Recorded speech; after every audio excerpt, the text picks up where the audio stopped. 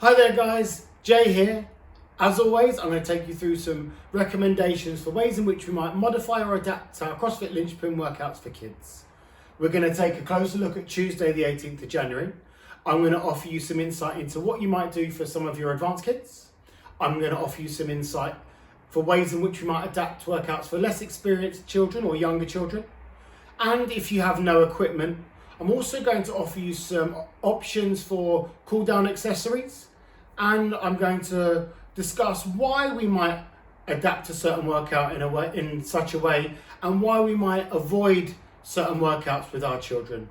Today is a great example of that. So we're going to take a closer look at Tuesday the 18th, which would be the well-known benchmark Annie, 50, 40, 30, 20, 10 of double unders and sit-ups.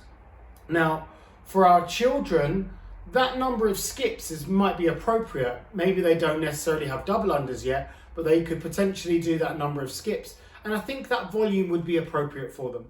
However, 150 sit-ups is a lot of volume, especially for our children, and especially when we're thinking about the eccentric loading on the way back down from that sit-up. Something that we would avoid in that volume with our children. So, for our advanced kids, thinking about those considerations, we have 50, 40, 30, 20, 10 of skips. Now that could be double unders if your children have it, or it could be that they're just doing single unders. For the sit-ups, I've halved the number of reps. Now, I do that with, I say this with a cautionary note to you, in that that's still a considerable amount of volume for your children. I would only give that to very, very experienced advanced kids, like teenagers or those pre-teen children that have been doing CrossFit for a long, long time and possibly have exposure to higher volume in those movements. For example, if they did gymnastics away from the CrossFit kids, they might be used to that sort of volume from doing similar movements through their sport. So that said, I would push people towards doing 10, 10, 10, 10, 10 and just make sure that's a nice controlled movement that they can do. Again, you could even reduce that further if your children do struggle with those sit-ups. If they do struggle with a sit-up, I would push them towards doing the less experienced option. Now, when considering the less experienced option, I'm really thinking about my younger children here and what would they get from doing a workout like Annie. It's a short dose, it's quick, very intense. Are they going to get much fun out of doing a workout like that? Some of them might really enjoy the skips, some of them might really enjoy the sit-ups, but could we find fun in programming something slightly different for them? So this is what I've come up with for you guys. It's an AMRAP in a given time, and I've kept some of the elements, I've kept the elements of Annie in the workout. So I would set this up on an obstacle course style, up and back. So the children would be moving through the area that they're working. They would do 10 jumping jacks or skips, depending on where they're at with their skill. A 10-meter roving plank. You can find an example of the roving plank in the videos that I'm going to show you shortly. That's also one of our plank game options that you'd have seen in previous videos. Then we've got our sit-ups, just 5 sit-ups. We like to keep volume low for sit-ups, especially if we're doing an AMRAP. Again, we're just considering the amount of eccentric loading on the way back down with that sit-up for our children.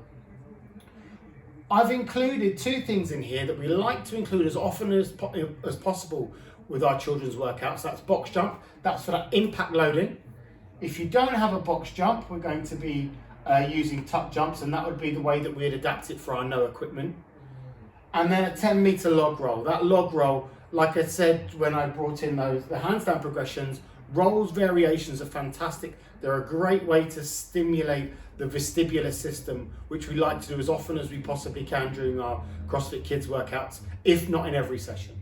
So we've got that log roll back. So they would do 10 jumping jacks or skips on the spot. They would do a 10-meter roving plank.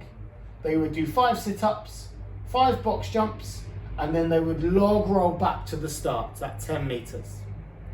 For our no equipment option, obviously they don't have a skipping rope, so we're just going to swap in jumping jacks.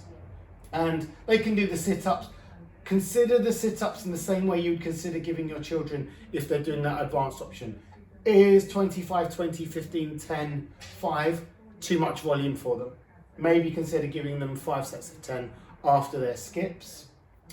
I would consider pushing most children to the less experienced option today. You know, even for my son, who has been doing CrossFit Kids for a very long time now, and he's experienced with many of the movements, I think he would benefit more from that less experienced option. I've got some cool down skills that you might like to include.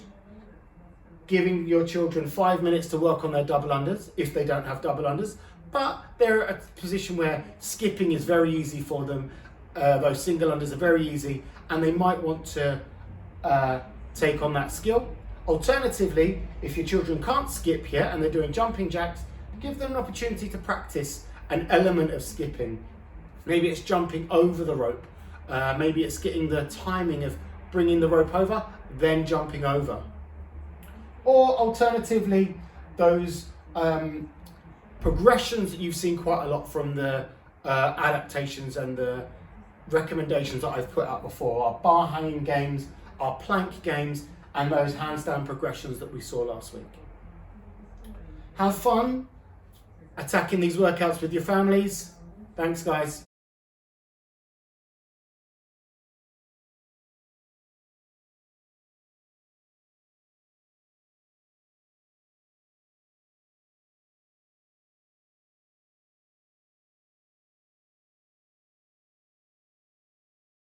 So the workout will start with either 10 jumping jacks or, as an alternative, if you can, 10 skips.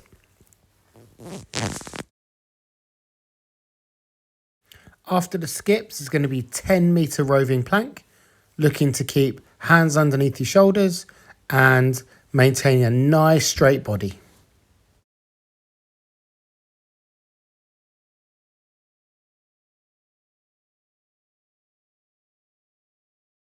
After the roving plank, we've got 5 sit-ups, touching the floor behind your head, reaching up and touching the floor in front of your feet.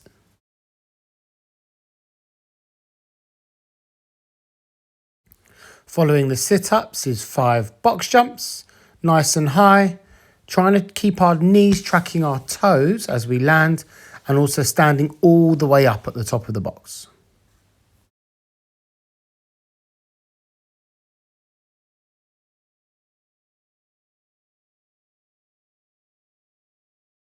For those that are doing the no equipment, just instead of the box jumps, it's 5 tuck jumps. Get our knees as high as we can.